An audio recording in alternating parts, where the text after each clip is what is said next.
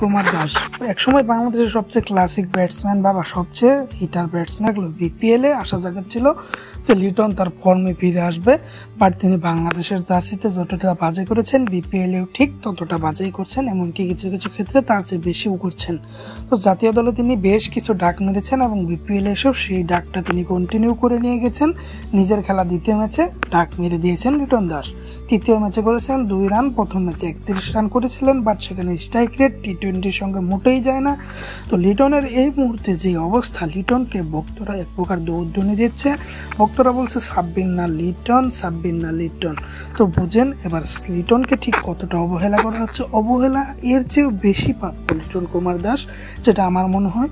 লিটন 2-3 বছর খুবই বাজে ফর্মে থাকে এবং 1 বছর খুব বড় কামব্যাক করে ফেলে। এই ধরনের এর পরবর্তীতে লিটন যখনই কামব্যাক করুক না কেন, লিটন আর তার সম্মান ফিরে পাবে না, কেননা দর্শকরা তাকে আর গ্রহণ করবে না।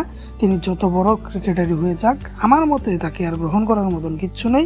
ইনশাল্লাহ আমি হয়তো বা তাকে এইরকমভাবে গ্রহণ করতে পারবো না যে লিটন অনেক ধারাবাহিক। লিটন কখনোই ধারাবাহিক ছিলেন না এবং আমার যা মনে হয় লিটন কখনো ধারাবাহিক হবেনও না।